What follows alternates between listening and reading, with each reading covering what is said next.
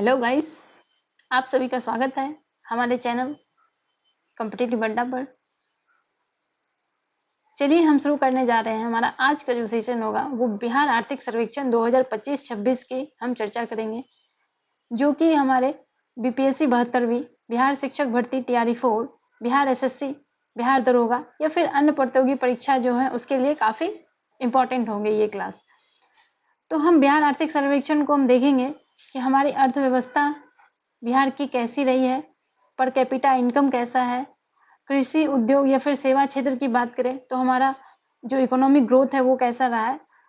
तो विस्तृत जानकारी हम इसमें देखेंगे और पूरी वीडियो को हम बिहार आर्थिक सर्वेक्षण 2025 के बारे में प्रत्येक जो टॉपिक को है उसको सरल भाषा में समझाते हुए जो इम्पोर्टेंट महत्वपूर्ण जो प्रश्न होंगे उसे मैं हाईलाइट करती जाऊंगी। तो इस वीडियो को अंत तक अवश्य देखें और चैनल को सब्सक्राइब करना ना भूलें। तो चलिए बिना वक्त गवाए शुरू करते हैं। हम बिहार का आर्थिक सर्वेक्षण 2025-26 की हम बात करते हैं। तो हम देखते हैं कि हमारा बिहार आर्थिक सर्वेक्षण 25-26 में बिहार का हमारा कैसा अर्थव्यवस्था रहा है।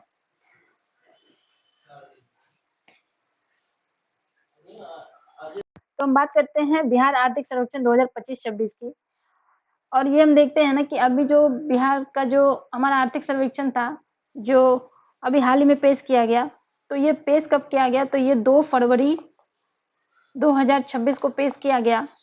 और किसके द्वारा ये पेश किया गया, तो वित्त मंत्री के द्वारा पेश किया गया। और हमारे राज्य के जो वित्त मंत्री हैं वो कौन है, तो विजेंद्र प्रसाद यादव जी हैं। ये ध्यान रखेंगे कि विजेंद्र प्रसाद यादव ये हमारे बिहार के वित्त मंत्री है और इन्हीं के द्वारा ये प्रस्तुत किया गया। और जो ये हमारा आर्थिक सर्वेक्षण था ये हमारा 20वां आर्थिक सर्वेक्षण था। सबसे पहली बार अगर बात करें कि हम बिहार सर्वेक्षण की जो पहली बार जब प्रस्तुत किया गया था तो ये 2006 से 7 में किया गया था। और बिहार का पहला आर्थिक सर्वेक्षण मार्च 2007 में जो तत्कालीन उप मुख्यमंत्री जो थे उस समय कौन थे, तो जो सह वित्त मंत्री भी साथ में थे वो सुशील कुमार मोदी।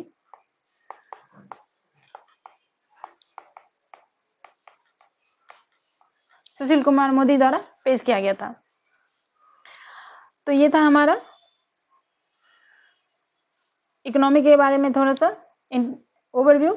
अब हम आगे डेप्थ में देखते हैं। तो चलिए हम स्टार्ट करते हैं। पहले हम देखते हैं कि जो बिहार का अर्थव्यवस्था का एक अवलोकन करेंगे।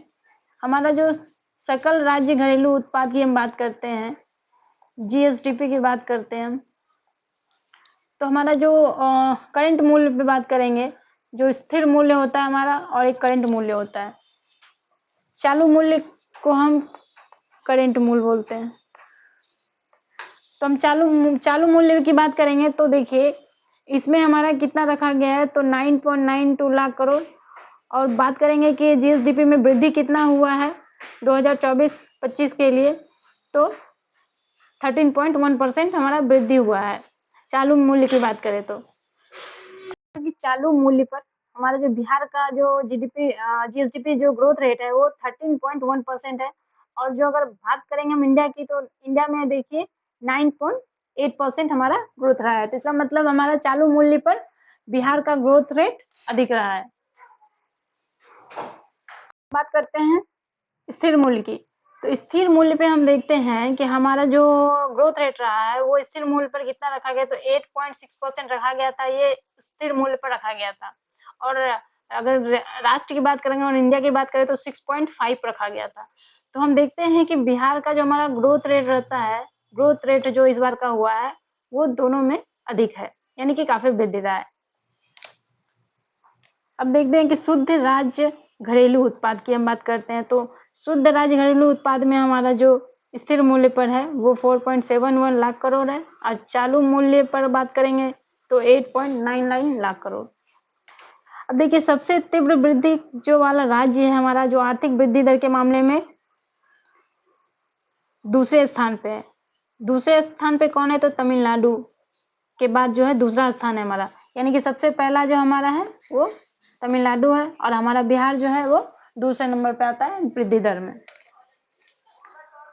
अब हम बात करते हैं क्षेत्रवार जो वृद्धि हुआ है उसके बारे में बात करते हैं। क्षेत्रवार वृद्धि की हम बात करें तो देखिए हमारा प्राथमिक सेक्टर यानी कि प्राइमरी सेक्टर की हम बात करें तो स्थिर मूल्य पर 4.1% रखा गया और जो करंट मूल्य हमारा रहता है करंट प्राइस पर वो 9.6 है प्राथमिक सेक्टर में।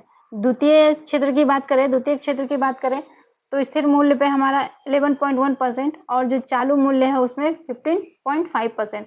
यानी कि हम देख रहे हैं सबसे ज्यादा वृद्धि जो हमारा हुआ है वो द्वितीय क्षेत्र में हुआ है। सबसे ज्यादा वृद्धि किसमें हुआ है तो हमारा द्वितीय क्षेत्र में हुआ है, ये ध्यान रखेंगे।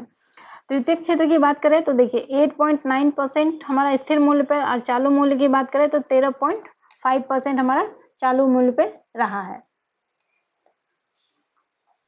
अब हम बात करते हैं कि हमारा जो सेक्टर वाइज जो हमारा हिस्सेदारी है, अगर क्षेत्रवार हिस्सेदारी की बात करें तो हमारा प्राथमिक सेक्टर में प्राइमरी सेक्टर की हम बात करें तो 18.3% जो होता है वो हमारा हिस्सेदारी है, जो कि 2020-21 के 21.9 से घटकर 2024-25 में कितना रहा है तो 18.3, यानी कि सबसे पहले हमारा हिस्सेदारी 21.9% था और अभी हाल ही में 18.3% रह गया है। हम बात करते हैं सेकेंडरी क्षेत्र की अगर बात करें तो 26.8% हमारा वृद्धि दर रखा गया, हिस्सेदारी रखा गया। तो हमारा जो द्वितीय क्षेत्र में हिस्सेदारी हमारा है वो 26.8% रखा गया है। बात करेंगे हम तृतीय क्षेत्र की तो देखिए तृतीय क्षेत्र में हमारा 54.8% हमारा तृतीय क्षेत्र में हिस्सेदारी है।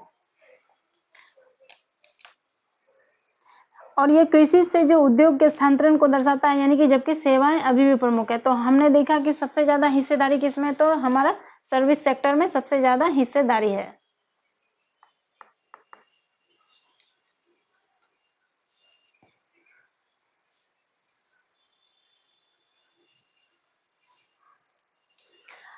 अब देखते हैं कि प्रति व्यक्ति सकल राज्य घरेलू उत्पाद की अगर हम बात करें तो हमारा जो चालू मूल्य पर है वो हमारा कितना है तो 76,490, जो कि भारत में रखा गया। तो भारत की अगर बात करें तो 2.05 लाख। इसमें देखते हैं कि हमारा जो प्रति व्यक्ति सकल राज्य घरेलू उत्पाद में हमारा वृद्धि दर अगर देखा जाए तो चालू मूल्य पर हमारा 11.5% है और स्थिर मूल्य की अगर बात करें तो स्थिर मूल्य पर हमारा 7.1% वृद्धि दर है। तो हमारा जो करंट प्राइस होता है ये हमारे लिए इंपॉर्टेंट होता है। तो करंट प्राइस का जो वृद्धि दर होगा उसे हम ध्यान रखेंगे। आगे हम देखते हैं कि सर्वाधिक जो प्रति व्यक्ति जीडीपी की बात अगर हम करते हैं तो सर्वाधिक जो प्रति व्यक्ति जीडीपी हमारा उसमें कौन सा डिस्ट्रिक्ट पहले नंबर पे आता है, सबसे ज्यादा जीडीपी किसका है तो हम देखते हैं सबसे ज्यादा जो हमारा पर कैपिटा जीडीपी की बात करेंगे तो पटना का आता है। पहले नंबर पे पटना आता है, दूसरे नंबर पे बेगूसराय है और तीसरे नंबर पे मुंगेर। तो ये ध्यान रखेंगे कि हमारा जो सर्वाधिक प्रति व्यक्ति जीडीपी जो है वो पटना का है, दूसरे नंबर पे बेगूसराय, तीसरे नंबर पे मुंगेर। बात करेंगे कि न्यूनतम में कौन है तो न्यूनतम में हम देखते हैं कि जो सबसे न्यूनतम की बात करें तो शिवहर है हमारा। शिवहर के बाद कौन है तो अररिया है, ये नीचे से बात कर रहे हैं हम। और तीसरे नंबर पे सीतामढ़ी, यानी कि सबसे न्यूनतम की बात करेंगे तो शिवहर, अररिया और सीतामढ़ी है हमारा। तो ये ध्यान रखेंगे। अब हम आगे देखते हैं सकल स्थिर पूंजी निर्माण 2024-25 की अगर हम बात करें तो 34,905 करोड़ जो सकल राज्य घरेलू उत्पाद का टोटल कितना है तो 3.5% है हमारा टोटल सकल राज्य घरेलू उत्पाद, यानी कि जीएसडीपी की अगर बात करें तो 3.5% जो है वो सकल स्थिर पूंजी निर्माण के लिए रखा गया है हमारा। सकल स्थिर पूंजी निर्माण उस मूल्य वर्धन के भाग को दर्शाता है, मतलब उस भाग को दर्शाता है जो उपभोग के बजाय निवेश किया जाता है, यानी कि हम उसे उपभोग नहीं करके निवेश जो करते हैं उस पूंजी को हम क्या कहेंगे तो वो सकल स्थिर पूंजी होता है। और 5 वर्षों में लगभग ये दोगुना हो गया है। तो देख रहे हैं कि 5 वर्षों में हमारा निवेश दोगुना हो गया है। अब हम बात करते हैं कि सकल राज्य मूल्य वर्धन में जो हमारा क्षेत्रवार हिस्सेदारी है और रोजगार में जो हमारा हिस्सेदारी है तो वो हम देखेंगे करंट प्राइस पर। हमारे लिए करंट प्राइस सबसे इम्पोर्टेंट होता है। तो हम करंट प्राइस पे देखेंगे कि हमारा जो क्षेत्रफल हिस्सेदारी है और रोजगार में जो हिस्सेदारी है वो कितना है। तो देखिए, अगर हम प्राइमरी सेक्टर की हम बात करें, प्राइमरी सेक्टर में हम जानते हैं हमारा कृषि और कृषि से संबंधित जो भी आते हैं, तो ये हमारा प्राथमिक सेक्टर में आता है। तो प्राइमरी सेक्टर की बात कर रहे हैं हम, तो 19-20 में जो सकल मूल्यवर्धन का जो टोटल हिस्सेदारी की बात करें तो 19.6% था, और रोजगार की बात करें तो रोजगार में 49.2%। 2023-24 में देखिए हिस्सेदारी हमारा 19.1% और रोजगार में हमारा बढ़ा है, यानी कि 54.2% हमारा रोजगार में बढ़ा है। कृषि पर निर्भरता उच्च बनी है, बिल्कुल कृषि पर निर्भरता हमारा बना हुआ है, यद्यपि इसका सकल मूल्यवर्धन हिस्सा थोड़ा सा, यानी कि जो हमारा अभी हम बताया हमने कि सकल मूल्यवर्धन का जो हिस्सा होता है, यानी कि जो हमारा क्षेत्रवार हिस्सेदारी है प्राइमरी सेक्टर का, वो थोड़ा कम हुआ है, लेकिन हमारा जो कृषि में वो निर्भरता बना हुआ है अभी भी। अब हम बात करते हैं कि द्वितीय क्षेत्र की बात करें, तो द्वितीय क्षेत्र में हम बात कर रहे हैं कि उद्योग और निर्माण हमारा जो आता है, इंफ्रास्ट्रक्चर जो भी बोलते हैं हमारा, तो ये सारा आता है द्वितीय क्षेत्र में। विनिर्माण की बात करें तो देखिए, विनिर्माण में हमारा जो सकल मूल्यवर्धन है वो हमारा 8.1% है, और 8.1% जो कि अभी फिलहाल बढ़कर वो 9.7% रहा है।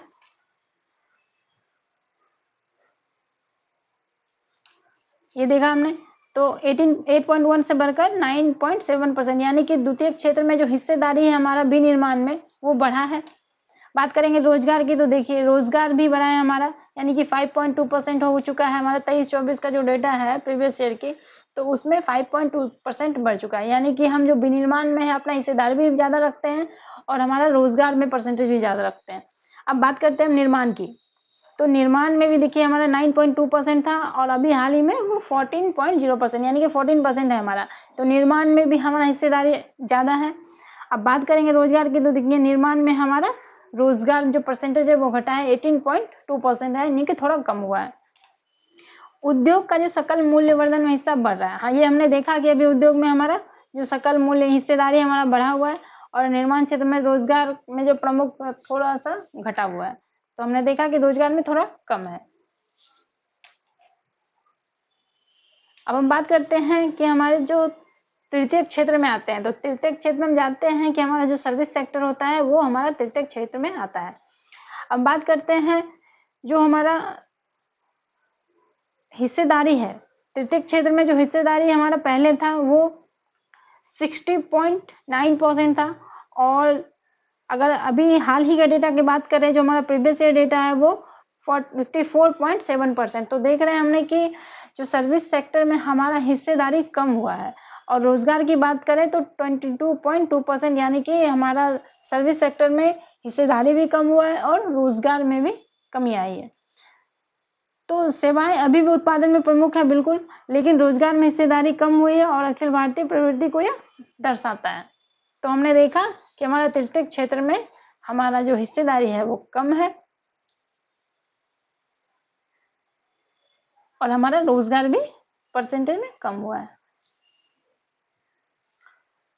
अब मुख्य निष्कर्ष की बात करते हैं, तो बिहार में जो रोजगार के मामले में कृषि का प्रभुत्व बना, बिल्कुल हम जानते हैं कि बिहार हमारा कृषि प्रधान प्रदेश है। यद्यपि जो सकल मूल्यवर्धन में उद्योग की ओर स्थानांतरण हो रहा है, हम लोग कृषि के से किसकी तरफ जा रहे हैं, तो हम लोग उद्योग की तरफ जा रहे हैं, हम लोग स्थानांतरित हो रहे हैं। बहुत लोग किसान लोग जो है वो अपने मतलब कृषि को छोड़कर वो उद्योग की तरफ, फैक्ट्री में जो रोजगार की तरफ जा रहे हैं। निर्माण क्षेत्र एक प्रमुख रोजगार प्रदाता है, जबकि विनिर्माण धीरे धीरे विस्तार कर रहा है। बिल्कुल निर्माण क्षेत्र ये तो रोजगार हमें देता है, लेकिन विनिर्माण क्षेत्र वो बहुत मतलब धीरे धीरे कह सकते हैं कि उसका विस्तार हो रहा है। सेवाएं आर्थिक उत्पादन में प्रमुख हैं, बिल्कुल ये आर्थिक उत्पादन में बिल्कुल प्रमुख है, परंतु सकल मूल्यवर्धन के अनुपात में ये कम रोजगार प्रदान करती है, क्योंकि सर्विस सेक्टर में जानते हैं कि सर्विस सेक्टर में बहुत ज्यादा हमारा रोजगार नहीं है, यानी कि हर कोई सर्विस भी करे ऐसा पॉसिबल नहीं है। अब बात करते हैं बिहार में जो मूल्य एवं मुद्रास्फीति, जो हमारा इन्फ्लेशन की हम बात करें तो जो सितंबर 2024 से लेकर सितंबर 2025 यानी कि एक साल का जो हमारा डेटा है बिहार का, वो हम देखते हैं।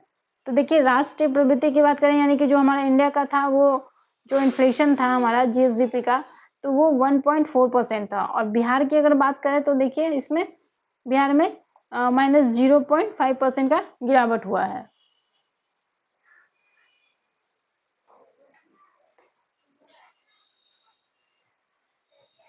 तो हमने देखा कि 0.5% का गिरावट हुआ है हमारा और 1.4% है। बात करेंगे ग्रामीण मुद्रास्फीति की, तो इसमें -0.8% की गिरावट हुई है कीमतों पर। शहरी मुद्रास्फीति इन्फ्लेशन की बात करेंगे तो 0.8% हमारा इन्फ्लेशन वृद्धि हुआ है। तो यानी कि शहरी क्षेत्र में हम देख रहे हैं कि इन्फ्लेशन हमारा बढ़ रहा है, लेकिन ग्रामीण क्षेत्र की बात करेंगे तो इन्फ्लेशन हमारा गिरावट हो रहा है।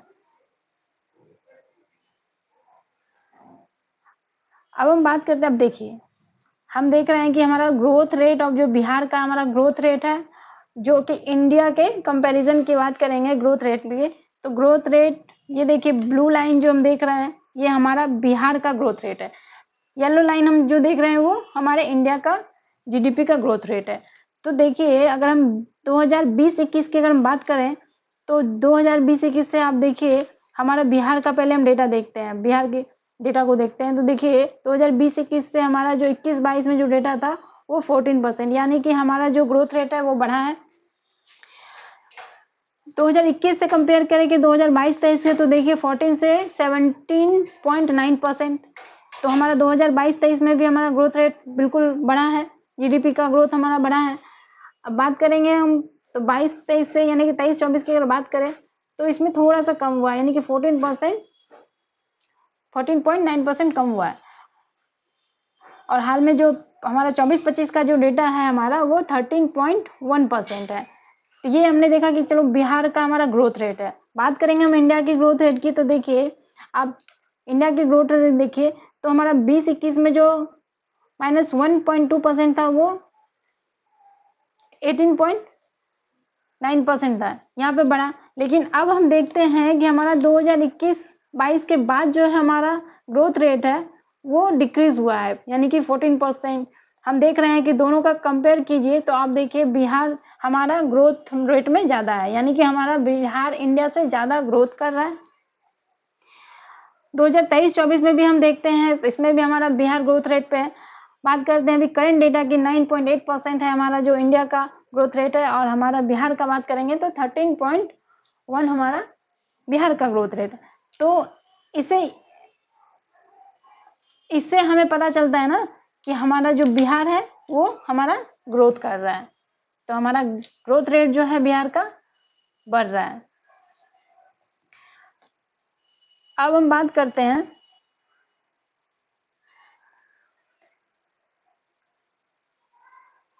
अब हम देखते हैं कि हमारा जो जीएसबी है यानी कि ग्रोथ स्टेट वैल्यू एडेड की बात करें क्षेत्र में, तो इसमें जो हमारा क्षेत्रीय संरचना दिखाया गया है इसके बारे में हम देखते हैं कि हमारा जो क्षेत्रीय संरचना में इसमें जो सेक्टर में बटा हुआ है हमारा, तो इस सेक्टर की हम बात करेंगे तो हम सेक्टर को देखते हैं कि हमारा कैसा रहा है प्राइस। तो सबसे पहले देखिए 2000 अगर हम 20-21 की अगर हम बात करें 20-21 की बात करें प्राइमरी सेक्टर में तो हमारा 22% है हमारा, और 24-25 की बात करें तो 18%। सेकेंडरी की बात करते हैं 20-21 में तो 21%, और सेकेंडरी में जो 24-25 की बात करते हैं तो 27% है हमारा। यानी कि जो हमारा देखिए आप कंपेयर करते हैं कि जो प्राइमरी सेक्टर है हमारा जो प्राथमिक क्षेत्र है, यानी कि प्राथमिक क्षेत्र में क्या आता है हमारा जो कृषि है या फिर उससे संबंधित जो गतिविधियां हैं, तो इसमें जो प्राइमरी सेक्टर का जो हिस्सा है योगदान जो है वो 22% से घटकर 18% कर दिया, यानी कि प्राइमरी सेक्टर में हिस्सेदारी कम कर दिया गया हमने देखा ये। द्वितीय क्षेत्र की बात करें अगर सेकेंडरी की बात करें जिसमें कि हमारा उद्योग विनिर्माण या फिर निर्माण जो आता है इसकी अगर बात करें तो इसमें जो हमारा पहले का 21% था, यानी कि सेकेंडरी सेक्टर में हमारा हिस्सेदारी बढ़ा है।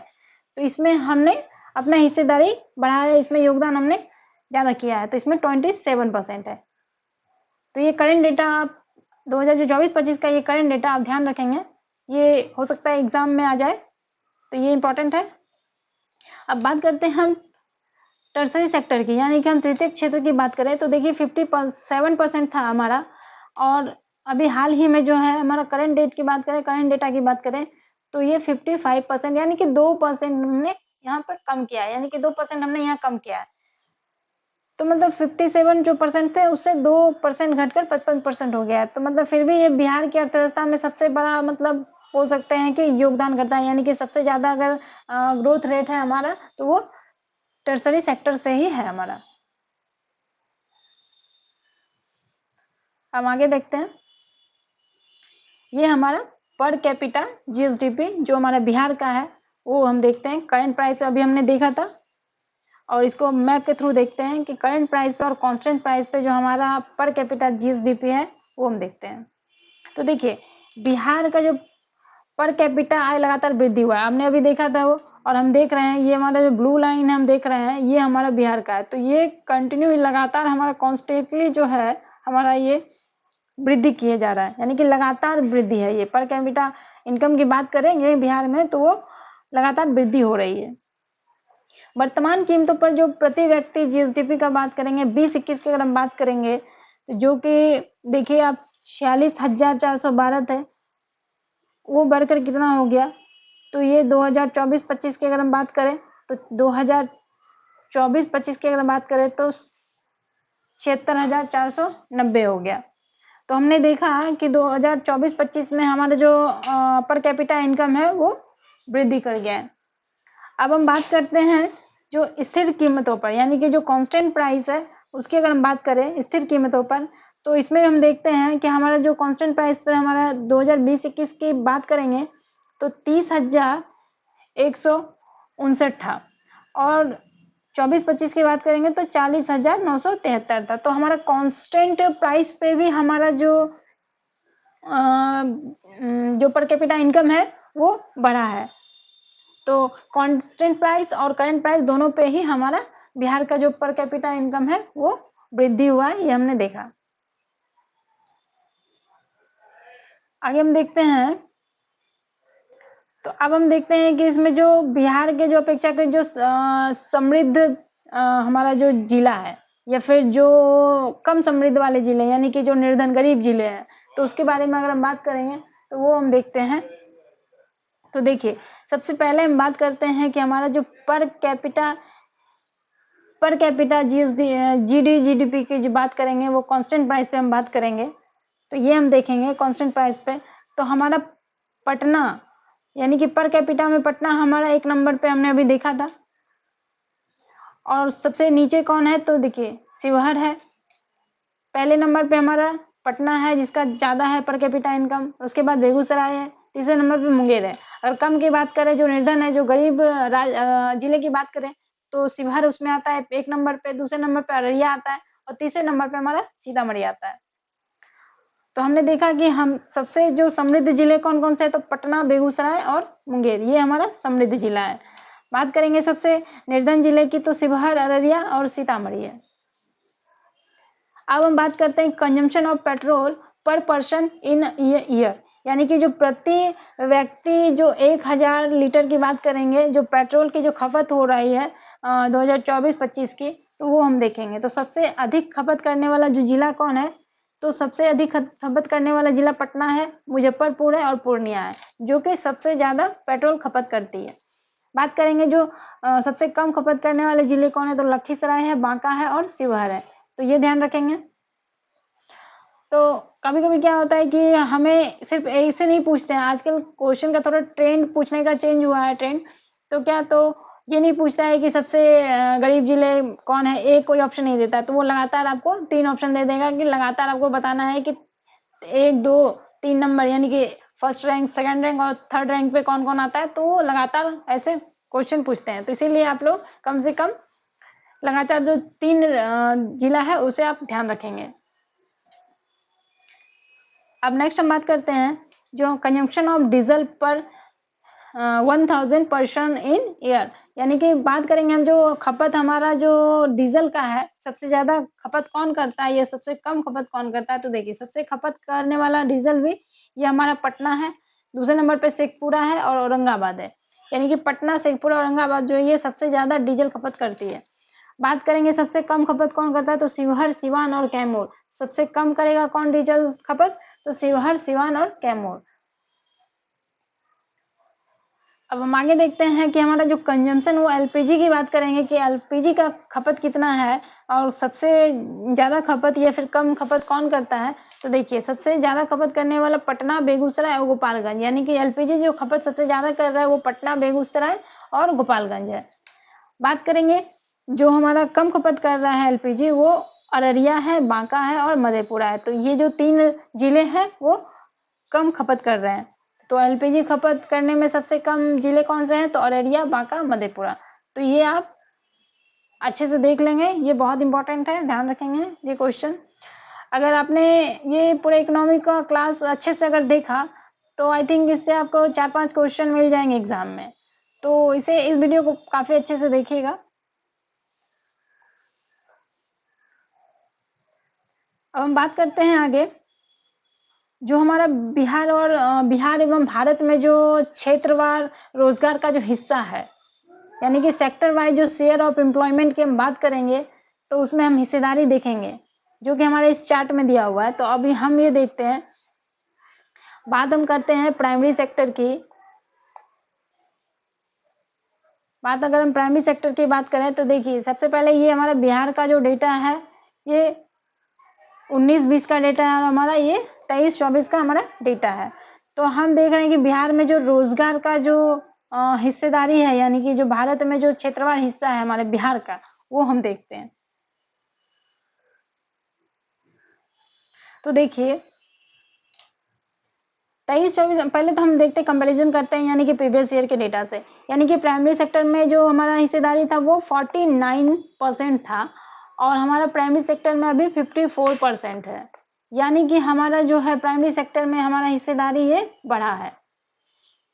बात करेंगे हम सेकेंडरी सेक्टर की, तो सेकेंडरी सेक्टर में कांस्टेंट है बिल्कुल, 24% पहले भी था और अभी भी 24% ही है, तो ये हमारा कांस्टेंट है।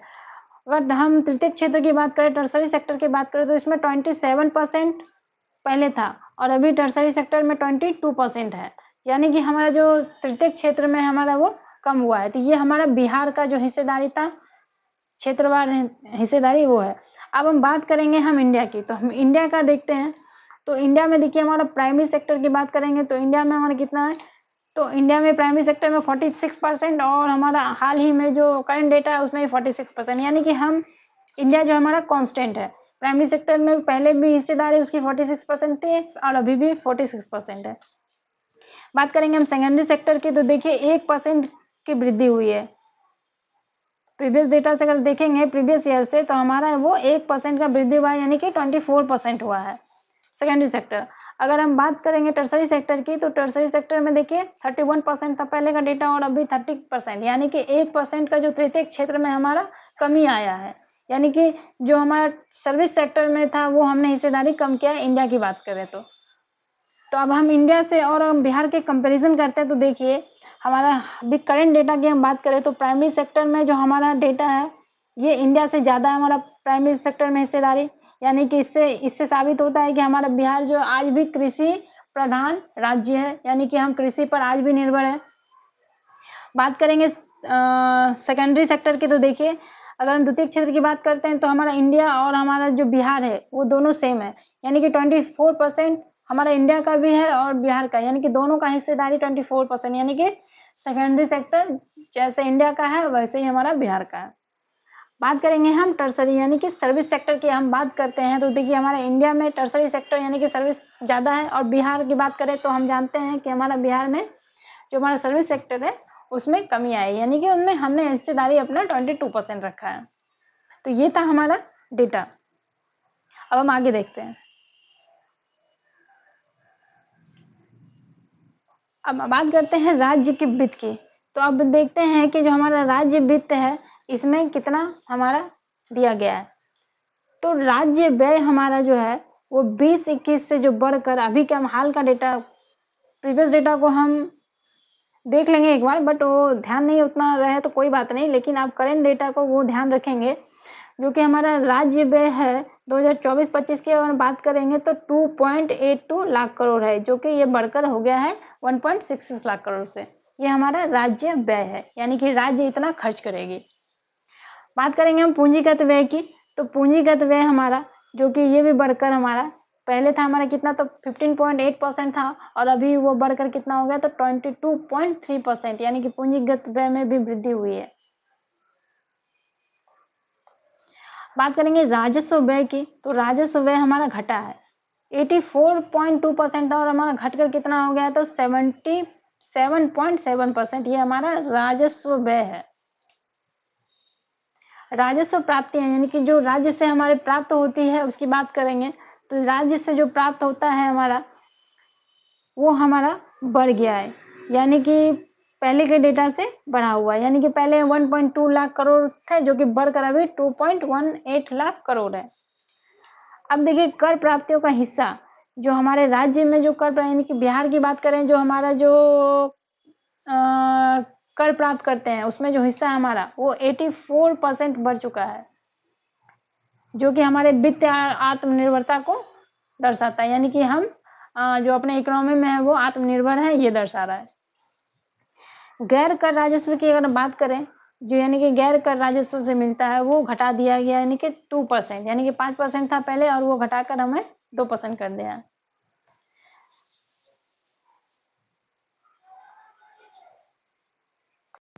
अब हम बात करते हैं कि ग्रांट्स इन एड, तो ये ग्रांट्स इन एड क्या है, तो ये जो है हमारा अनुदान सहायता, यानी कि जो हम अनुदान के लिए जो सहायता करते हैं उसकी बात करते हैं, जो केंद्र सरकार या फिर राज्य सरकार किसी विशेष उद्देश्य के लिए या फिर कोई योजना के लिए कोई संस्था को वो जो अनुदान के रूप में ग्रांट करती है, जो अनुदान के रूप में सहायता करती है, उसके बारे में बात करेंगे।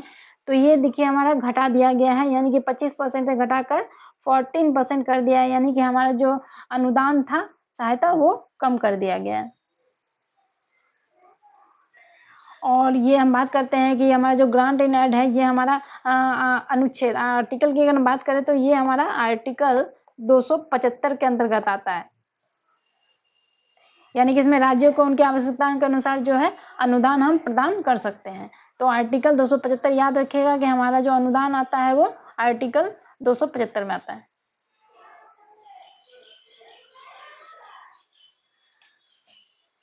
अब हम बात करते हैं राजस्व व्यय की संरचना का, तो राजस्व व्यय की जो संरचना है, सामाजिक सेवाएं में 46% है, हमारा आर्थिक सेवा में 22% है, और जो सामान्य सेवा है हमारा उसमें 32% है, यानी कि सबसे ज्यादा हम खर्च इसमें कर रहे हैं 46%।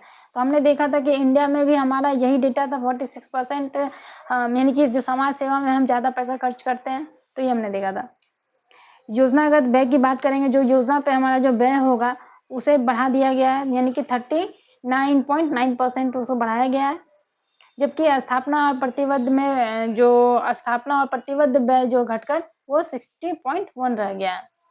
विकासमत जो विकास करेंगे जिस व्यय से उसकी बात करेंगे, तो कुल व्यय का लगभग 2/3 बना रहा है, ठीक है, और 2025-26 में वो 67.4% तक पहुंचा है, यानी कि 5 वर्षों में 1.12 लाख करोड़ से बढ़कर कितना हो गया, तो 1.89 लाख करोड़ हो गया है। केंद्रीय अंतरण, तो जो केंद्रीय अंतरण, तो ये हमारा पहले केंद्रीय अंतरण समझते हैं कि है क्या है। एक्चुअली इसे हम कहते हैं कि सेंट्रल ट्रांसफर। ये हुआ हमारा मतलब ये एक ऐसा धनराशि है जो कि केंद्र सरकार द्वारा वो राज्य को ट्रांसफर किया जाता है, यानी कि राज्य को ट्रांसफर किया जाता है, उनको दिया जाता है। तो ये हमारा होता है केंद्रीय अंतरण। अब हम देखते हैं कि 24-25 में बढ़कर यह 1.59 लाख करोड़ हो गया, जो कि विभाज्य कर पूल अंतरण यानी कि 1.2 लाख करोड़ में वृद्धि के कारण है। अभी हम देखेंगे केंद्र से जो ग्रांट इन एड, यानी कि केंद्र से जो अनुदान की बात करेंगे, तो ये हमारा 29,863 करोड़ है। राज्य की जो स्वयं की आय है, अब राज्य बिहार राज्य की बात करेंगे, उसका खुद का आय जो होता है वो हमारा बढ़ा हुआ है। ये हमने देखा कि जो स्वयं का कर होता है, पूरे अपने राज्य का जो स्वयं का आय होता है, इनकम होता है, वो बढ़ा है सार्वजनिक ऋण की जो स्थिति है 31 मार्च 2025 तक की बात करेंगे तो बकाया ऋण हमारा 3.7 लाख करोड़ है, जो कि पूरे जीएसडीपी की बात करेंगे तो 37.7% हमारा ये बकाया राशि है, ये ध्यान रखेंगे। सार्वजनिक ऋण के हिस्सा की बात करें तो सार्वजनिक ऋण का हिस्सा जो कुल बकाया ऋण का वो 84.6% है। तो 84.6% ये सार्वजनिक ऋण का हिस्सा है, ये ध्यान रखेंगे।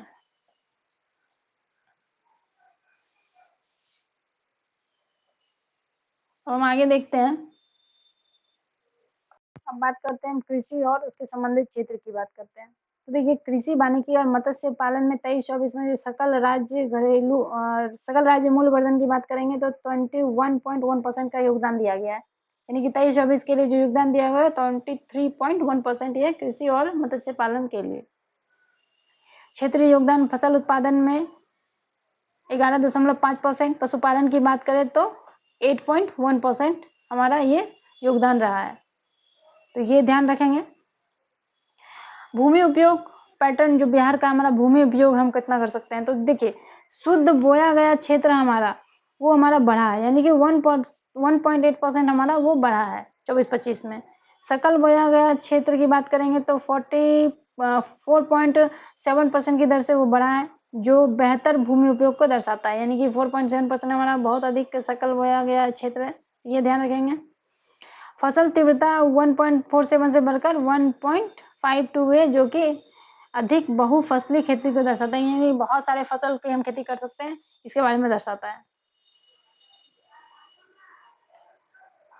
अब हम संचालित भूमि जोत की बात करेंगे, जो कि किसान की श्रेणी है। देखिए अब किसानों की श्रेणी, किसानों का हिस्सा कितना है, कृषि भूमि का जो हिस्सा है परसेंटेज में कितना है, तो देखिए सीमांत किसान जो कि 1 हेक्टेयर से कम की बात करें, 1 हेक्टेयर से जो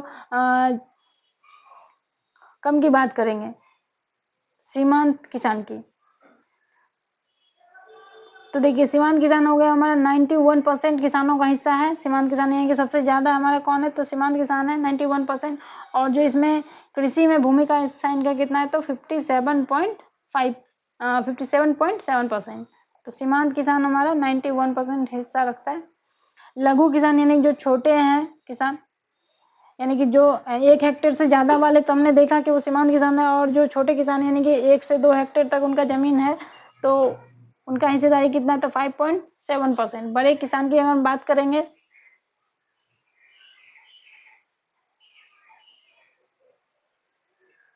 तो 3.3%। तो यानी कि सबसे जो हमारा हिस्सेदारी किसका है, तो सीमांत किसान जो होता है उसका हिस्सा, यानी कि जो 1 हेक्टेयर से कम जमीन वाले हैं उनका। अब बात करते हैं अनाज उत्पादन की। तो देखिए चावल, गेहूं, मक्का मिलकर कुल अनाज का उत्पादन कितना है, तो 99.9% बनाता है। 24-25 में हिस्सेदारी अगर चावल की बात करें तो 40.7% हमारा, गेहूं की बात करें तो 32.1%, मक्का का 27.1%, यानी कि हमारा इतना हिस्सेदारी उत्पादन में हिस्सेदारी है। अब वृद्धि कर देखेंगे तो हमारे चावल में 4.3% की वृद्धि हुई है, गेहूं में 7.1% की वृद्धि, और मक्का में 12.6% की वृद्धि हुई है। तो ये दोनों डेटा ध्यान रखेंगे। अब देखते हैं जिलावार जो प्रदर्शन है हमारा फसल में।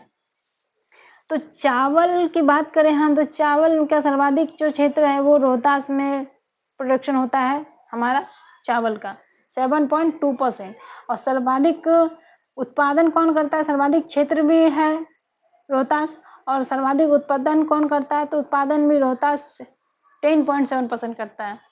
तो सर्वाधिक उत्पादकता कौन, तो ये भी रोहतास ही है। अब गेहूं की बात करें तो गेहूं में देखिए सबसे ज्यादा रोहतास करता है, क्योंकि उसके पास ज्यादा क्षेत्र है। उत्पादन भी रोहतास ही करता है, लेकिन उत्पादकता जो है वो बेगूसराय है। मक्का की बात करें तो मक्का में देखिए हमारा पूर्णिया, अररिया, कटिहार, बेगूसराय एवं समस्तीपुर, यानी कि 50.6% जो सर्वाधिक क्षेत्र है इसमें उत्पादन किया जाता है। यानी कि इसमें सभी थोड़ा थोड़ा करते हैं, तो इसमें बहुत अधिकतर कौन करता है ये नहीं दिखाया गया है। अब हम आगे देखते हैं, बागवानी की बात करते हैं। तो बागवानी में हमारा जो बिहार फल एवं सब्जियों का एक प्रमुख उत्पादक राज्य है, हमें पता है, और विशेषकर लीची, मखाना और मशरूम के लिए। तो हमने देखा था कि लीची, मखाना और मशरूम के लिए यानी कि सबसे ज़्यादा मशरूम कौन पैदा करती है, तो ये बिहार राज्य उत्पादन करती है। मखाना भी सबसे ज़्यादा बिहार राज्य उत्पादन करती है, और लीची हम जानते हैं इसे जीआई टैग मिला है। अब आगे हम देखते हैं बागवानी उत्पादन। तो बागवानी उत्पादन की हम बात करें, जो कि लगभग 230 लाख टन है, जो 23-24 का डेटा था, यानी कि 206 टन लगभग ये बढ़ा है। तो बागवानी उत्पादन में हमारा ज्यादा रहा है। राष्ट्रीय बागवानी मिशन, बागवानी समेकित विकास मिशन तथा मुख्यमंत्री बागवानी मिशन के माध्यम से इसे मजबूत और नीतिगत समर्थन मिलने के लिए ये योजना बनाई गई है। मखाना विकास योजना में जो उन्नत बीज उत्पादन के लिए और बीज वितरण के लिए, फिर कटाई और कीट जो सब्सिडी शामिल होंगे, इसमें शामिल किया जाएगा। सितंबर 2025 में बिहार, देखिए सितंबर 2025 में बिहार में राष्ट्रीय मखाना बोर्ड का गठन किया गया था। फल, आम, केला और ड्रैगन फ्रूट विकास परियोजना के अंतर्गत 50% में सब्सिडी दिया जाएगा। स्ट्रॉबेरी विकास योजना के क्षेत्र में विस्तार और पैकेजिंग को समर्थन मिलेगा। 2024-25 में जो 38 जिलों में नारियल पौध वितरण शुरू किया गया है, इसे भी 2025-26 के लिए विस्तारित किया जाएगा। शुष्क भूमि बागवानी योजना, जो कि दक्षिण बिहार के जो क्षेत्र में आता है, जो 17 जल संकट ग्रस्त जिलों है, यानी कि जिसमें कि हमारे पानी का संकट है, पानी की कमी होती है, जिलों में फसल विविधीकरण को 50% सहायता के लिए बढ़ावा दिया जाएगा। यानी कि जो कम पानी में फसल उपजेंगे उसके लिए हेल्प किया जाएगा। तो शुष्क भूमि बागवानी योजना के तहत बागवानी क्लस्टर विकास योजना की बात करें, तो लघु एवं सीमांत किसानों के जो सामूहिकता और व्यावसायिकता को जो है वो बढ़ावा देगी। स्ट्रॉबेरी और ड्रैगन फ्रूट, ये हमने देखा कि इसके लिए भी सरकार 1 लाख करोड़ की 1 लाख एकड़ की जो सब्सिडी देगी। 2025-26 में टमाटर, मिर्च, लहसुन और अदरक के लिए जो क्लस्टर आधारित योजनाएं बनाया जाएगा बड़े पैमाने पर। सब्जी विकास योजना के अंतर्गत उच्च मूल्य वाली जो संकर सब्जियों एवं खरीफ प्याज के लिए जो 75% सब्सिडी प्रदान किया जाएगा। प्याज भंडारण संरचना को वृद्धि मिलेगी, यानी कि प्याज भंडारण के लिए भी वो विकसित किया जाएगा। सूक्ष्म सिंचाई, प्रधानमंत्री कृषि सिंचाई योजना के प्रति बूंद अधिक फसल होंगे, जो कि छोटे एवं सीमांत किसानों के लिए 80% का सहायता दिया जाएगा और अन्य के लिए 70%। अगर बात करेंगे हम जीआई टैग की, देखिए भौगोलिक टैग यानी कि जीआई टैग प्राप्त है किसको, तो मगही पान,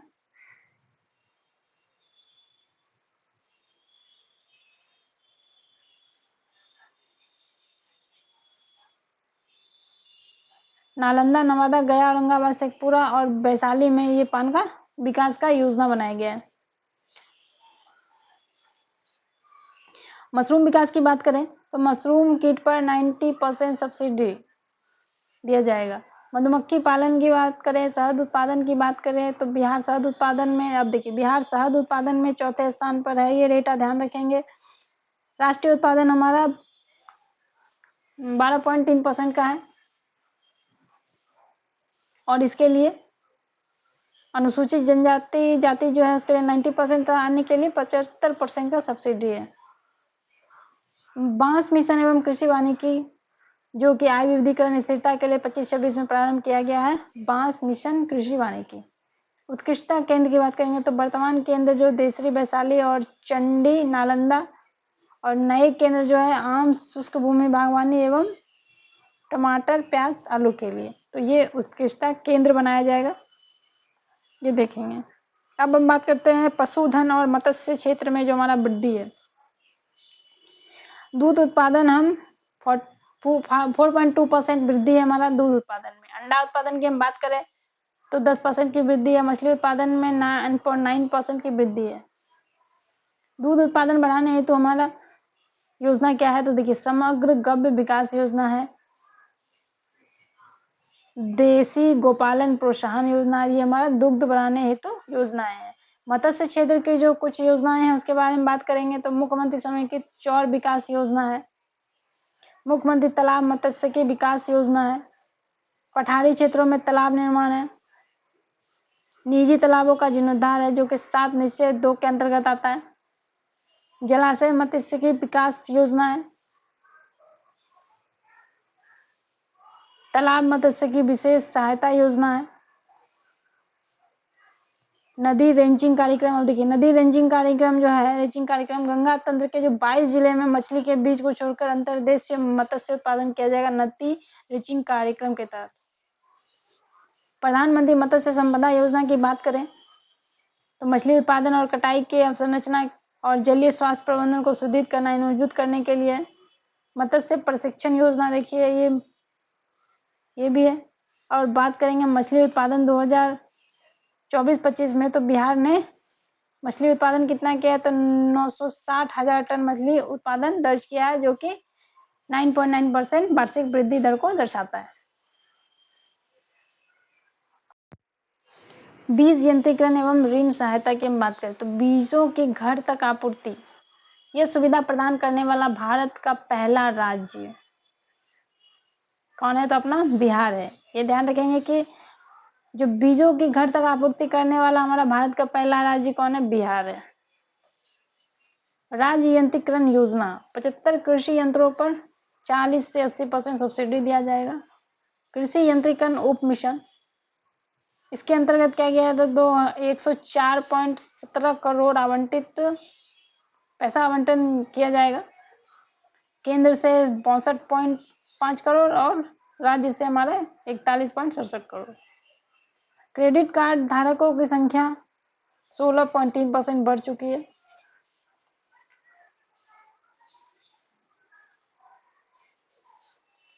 कृषि ऊर्जा एवं विद्युत सहायता की अगर बात करें तो देखिए कृषि विद्युत उपयोग में 5.3 से बढ़कर हमारा 14.9% हो गया, यानी कि कृषि ऊर्जा और विद्युत सहायता में हमारा 14.9% हो गया है।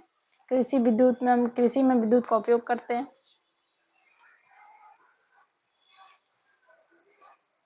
नए कृषि विद्युत कनेक्शन दिए गए, जिसमें से इनमें से 85% पिछले 2 वर्षों में था, यानी कि 3.47 लाख नए हैं अभी। कृषि के लिए विद्युत सब्सिडी लगभग दोगुनी होकर 4056.99 करोड़ हो गया। अब देखते हैं सिंचाई की बात करते हैं तो देखिए 23-24 से जो बढ़कर 24-25 के बीच जो हमारा कुल सिंचित भूमि है वो 7.4% वृद्धि हुआ है, और हमारा जो सिंचाई व्यय होगा वो 2729.83 करोड़, जो कि हमारा 74.3% पूंजीगत व्यय है। और इसकी तुलना की जाए 24-25 में तो 63.1% की वृद्धि हुई है। सिंचाई व्यय में हमारा 63.1% वृद्धि हुआ है, ये हम देखें।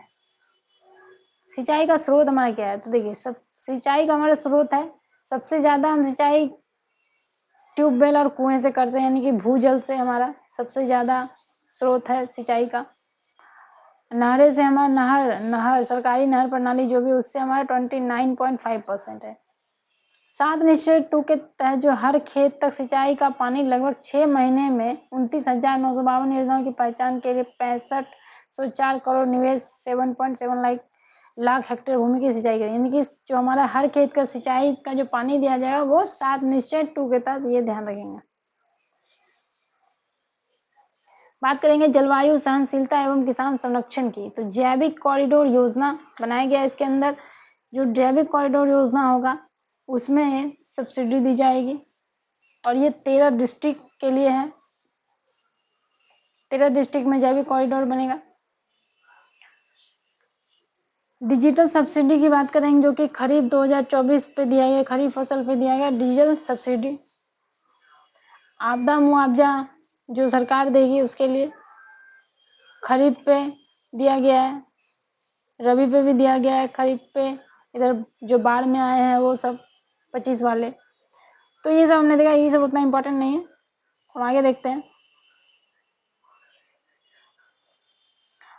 जलवायु सहिष्णु कृषि जो है हमारा 30 जिलों में लागू होगा। हमारा 38 जिला है और टोटल जिला कितना में लागू होगा, तो 30 जिले में ये लागू होगी, ये ध्यान रखेंगे।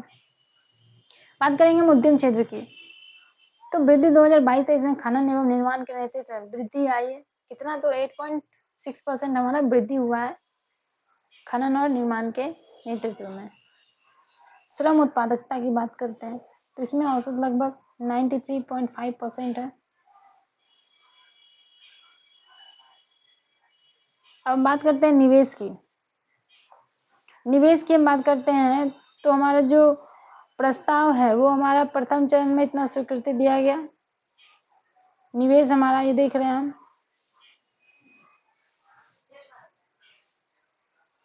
परिणाम हमारा प्रमुख क्षेत्र जो खाद्य प्रसंस्करण सर्वाधिक इकाई के साथ अग्रणी है वो निवेशकों की मजबूत रुचि और क्रियान्वयन को दर्शाता है। ये प्रमुख क्षेत्र हमारा। उद्यमिता योजनाएं की बात करेंगे तो ये भी बढ़ा हुआ है, ये भी हमारा वृद्धि हुआ है। स्टार्टअप की बात करेंगे तो इसके लिए 32.18 करोड़ सीड फीडिंग वितरित किया जाएगा स्टार्टअप के लिए। पर्यटन के लिए भी हमारा बढ़ाया गया है पैसा। पर्यटन पर जो व्यय है वो ज़्यादा किया जाएगा, ये भी है हमारा। इको टूरिज्म की बात करेंगे तो इसमें 1 करोड़ का व्यय रखा गया है 28 स्थलों पर। श्रम और रोजगार कौशल की हम बात करते हैं।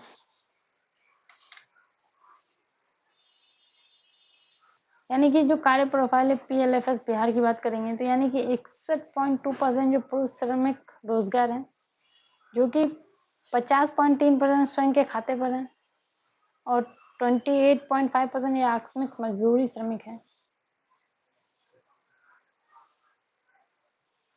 निर्माण श्रमिकों की सामाजिक सुरक्षा जो कि पिछले 5 वर्षों में 15,145 दावों हेतु कितना था तो 63.73 करोड़ प्रदान किया गया। निर्माण श्रमिक कल्याण बिहार की बात करें तो इसमें कल्याण बोर्ड के तहत जो 16 योजनाएं संचालित की जाएंगी। वार्षिक वस्त्र सहायता योजना की बात करें तो इसके लिए आवंटित हुआ है पैसा। बिहार लोक सेवा BPSC की अगर बात करें तो 4.94 लाख पदों का विज्ञापन जो कि पिछले वर्ष 4.5 वर्षों में मतलब पिछले के 4.5 वर्षों की बात करेंगे तो 87% पद जो कि 23-24 में 2.23 लाख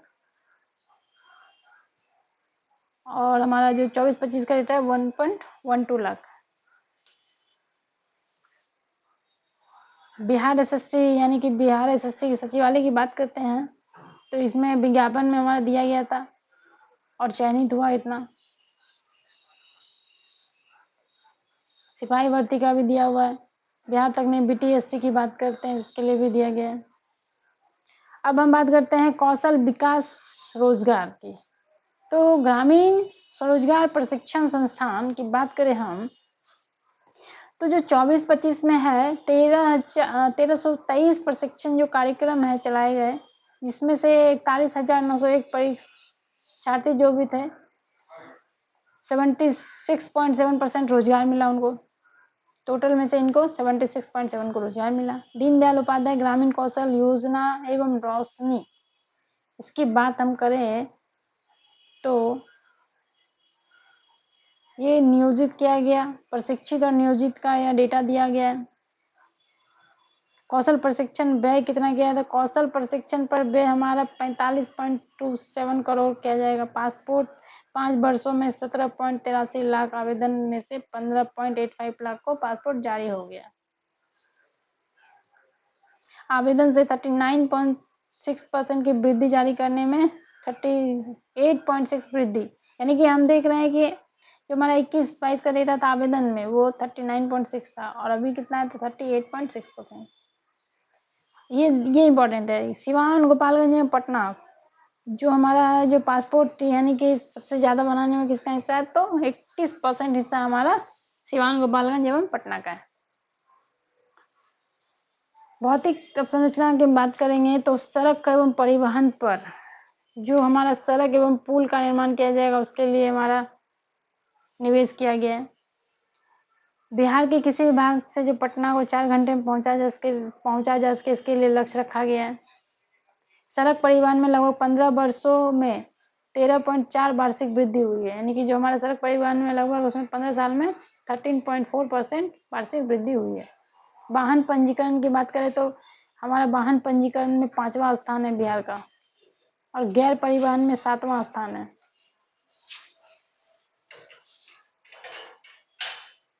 राष्ट्रीय हिस्सेदारी जो भारत के कुल नेटवर्क सड़क नेटवर्क है वो 5.5% और राष्ट्रीय राजमार्ग का वो 4.2% हिस्सा जो है बिहार का है।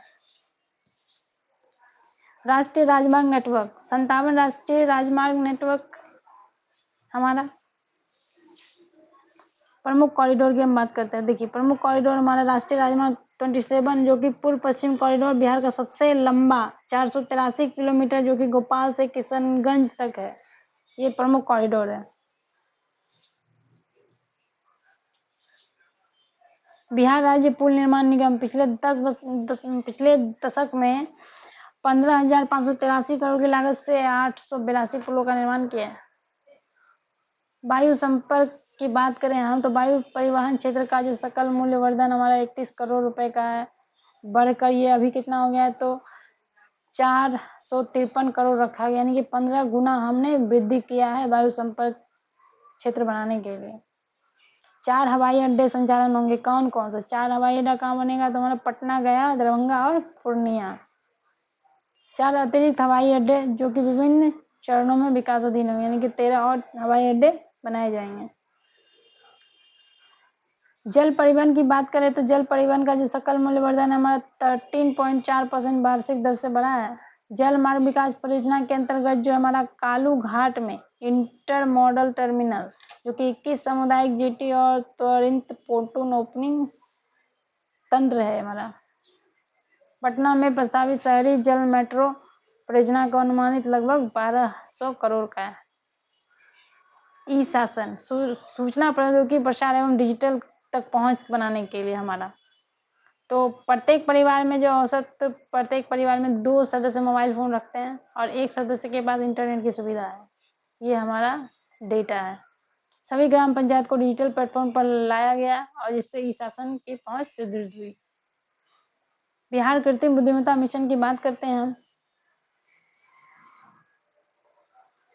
पूलिंग और साइबर शासन की बात करें तो पूलिंग और साइबर शासन में क्या है हमारा तो मई 2025 में एनसीआरबी के CCTNS प्रगति डैशबोर्ड पर बिहार को जो है वो 87.99% अंक प्राप्त हुए, जो डेटा आधारित पुलिसिंग को दर्शाता है। आपातकालीन प्रतिक्रिया प्रणाली यानी कि जो हम आपातकाल प्रतिक्रिया प्रणाली जो डायल करेंगे वो 112 नंबर पे, ये ध्यान रखेंगे।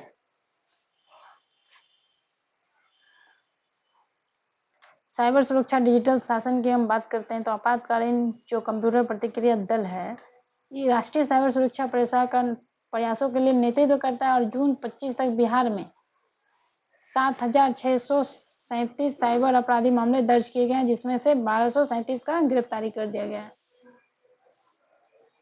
डिजिटल शासन के लिए जो पहले आई हैं पहल के बारे में बात करेंगे तो ई कोर्ट पहल हमारा जो ग्राम कचहरी डिजिटल, जिससे गांव स्तर के विवादों का त्वरित, पारदर्शी और प्रभावी समाधान होगा। तो ई कोर्ट पहल हमारा लाया गया।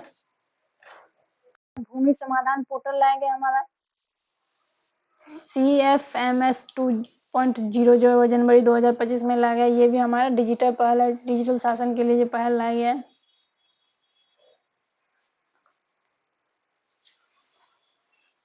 ऊर्जा क्षेत्र के विकास के लिए अगर हम बात करेंगे तो ऊर्जा पहुंच में जो प्रति व्यक्ति विद्युत आय जो 134 किलोवाट घंटा, ये बढ़कर कितना हो गया तो 374 किलोवाट घंटा हो गया है ऊर्जा पहुंच।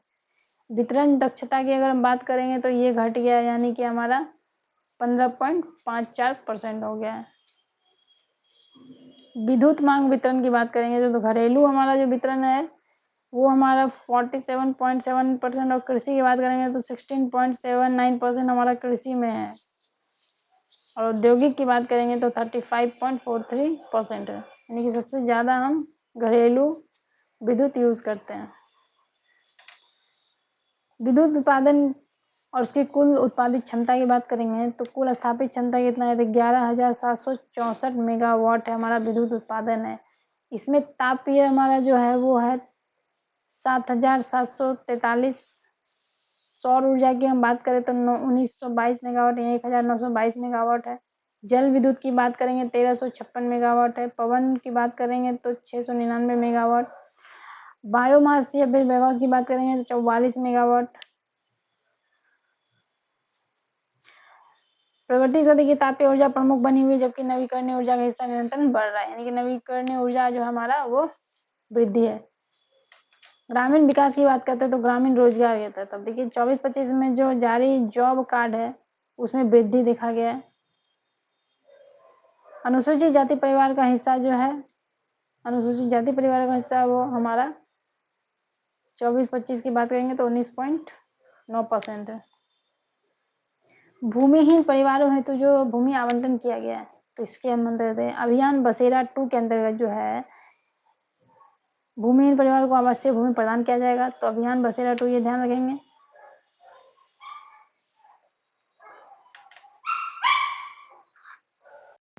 अब बात करते हैं पंचायती राज संस्थाएं का। तो देखिए व्यय वृद्धि में हमारा ये 15.9% का जो वृद्धि दर बताया गया है वृद्धि हुआ है। पंचायत सरकार भवन की बात करेंगे तो इतना स्वीकृत था और इतना पूर्ण हुआ। राज्य योजना आवंटन की बात करेंगे जिसमें से छठा वित्त आयोग हमारा 762.35 करोड़ का है। और अभी हाल ही में अगर हम बोलेंगे तो अभी हमारा कितना है वित्त आयोग, तो हमारा 994.13 ये राज्य योजना का आवंटन है, ये ध्यान रखेंगे। शहरी विकास, शहरी विकास के लिए देखिए वर्षा जल निकासी योजनाएं जो कि 20 जिलों में लागू होगा। नाला निर्माण, विद्युत सप्ताह गृह योजना होगा जो यानी कि जो विद्युत से लाश को जलाए जाते हैं उसकी बात करेंगे। ये भी 41 शहरों में स्वीकृत किया गया है। मुख्यमंत्री समग्र शहरी विकास योजना की बात करेंगे। अमृत योजना जो है शहरी विकास के लिए है। मुख्यमंत्री शहरी पेयजल निश्चय योजना जो है 66 करोड़ रखा गया, ये भी हमारे शहरी विकास के अंतर्गत आएगा। तो ये सब हमने देखा, ये सब जो योजनाएं हैं वो शहरी विकास के अंदर है, ये एक बार ध्यान से देख लेंगे आप।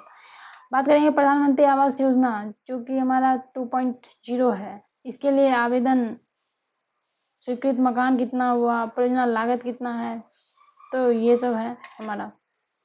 राष्ट्रीय स्वच्छ गंगा मिशन की बात करते हैं तो फोकस सीवरेज नेटवर्क और जल निकासी के अवरोधन को सीवेज शोधन संयंत्र बनाना। स्वीकृत राशि इसके लिए कितना है तो ये देख लेंगे। राष्ट्रीय स्वच्छ गंगा मिशन के लिए 1210.40 करोड़ है। करते हैं पटना मेट्रो रेल परियोजना की, तो देखिए इसके लिए जो बजट है हमारा वो 13,365.77 करोड़ हमारा बजट रखा गया है पटना मेट्रो रेल के लिए। और जो ये कॉरिडोर हमारा पूर्व पश्चिम में दानापुर से मीठापुर और उत्तर दक्षिण में पटना रेलवे स्टेशन से पाटलिपुत्र बस टर्मिनल तक ये कॉरिडोर बनाया जाएगा। ट्रैक की जो लंबाई है हमारा, ये ट्रैक की लंबाई 32.50 किलोमीटर है, जो कि ऊपरी होगा 13.91 और भूमिगत होगा 18.59 और टोटल 24 प्रस्तावित स्टेशन बनेंगे। वित्तीय संस्थाएं की बात करें तो बिहार में जो बैंक डिजिटल अपनाने और संरचना विस्तार के लिए जो आधुनिक हुए हैं उसके दूर दराज के गांव में भी पहुंच बेहतर हुई है। ग्राहक सेवा केंद्र ये बढ़ गया है हमारा, 53,041 हो चुका है, यानी कि 25 का डेटा है हमारा। बैंक शाखा जो है वो घट गया है, यानी कि 48.6% से घटकर 45.1%। ऋण जीएसडीपी की बात करेंगे, इसका अनुपात ऋण में तो ये बढ़कर हमारा 37.9% है।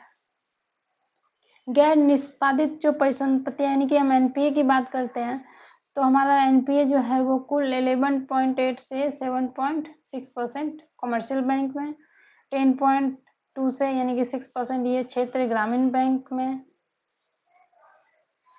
ये हमारा कमी आया है। तो ये एनपीए हमारा घटा है, ये हम देख रहे हैं। मानव विकास के लिए बात अगर हम करें तो सामाजिक क्षेत्र व्यय में 19 वर्षों में निरंतर वृद्धि देखा गया है और प्रति व्यक्ति सामाजिक विकास हमारा व्यय 9 गुना बढ़ा है। स्वास्थ्य व्यय देखिए हमारा 14.8 गुना तथा शिक्षा पर व्यय हमारा 30.2 गुना बढ़ा है। स्वास्थ्य की बात करते हैं हम, जीवन प्रत्याशा हमारा जो पुरुष का है वो हमारा 69 9 वर्ष यानी कि 68 साल 9 महीने जो है वो पुरुष का जीवन प्रत्याशा बताया गया है, और जो महिलाओं का है वो 69.7। तो महिलाओं में जो जीवन प्रत्याशा है वो वृद्धि हुई है। शिशु मृत्यु दर की हम बात करते हैं, जो कि 17 से लेकर 23 के बीच के जो डेटा है वो 35 से घटकर अभी कितना हो गया, तो 23 हो गया है, यानी कि 12 अंकों में कमी आई है। तो यानी कि शिशु मृत्यु दर हमारा घटा है। सरकारी अस्पतालों में जो परिचालन सुधार हेतु औसत मासिक अंगुतक जो होते हैं वो बढ़कर हमारा 11,900 हो चुका है। बाह्य रोग यानी कि ओपीडी की बात करेंगे, जो 312 प्रतिदिन से बढ़कर 388 हो गया प्रतिदिन। मातृ मृत्यु दर की हम बात करते हैं, जो कि 312 से घटकर 104 रह गया है। ये इंपॉर्टेंट है हमारा मातृ मृत्यु दर। जीवन प्रत्याशा और शिशु मृत्यु दर ये आप ध्यान रखेंगे।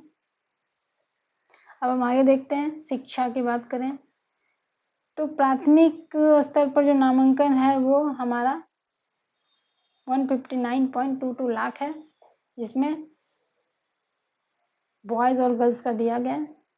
माध्यमिक और उच्च माध्यमिक की बात करेंगे तो ये हमारा बॉयज गर्ल्स का ये भी दिया गया है।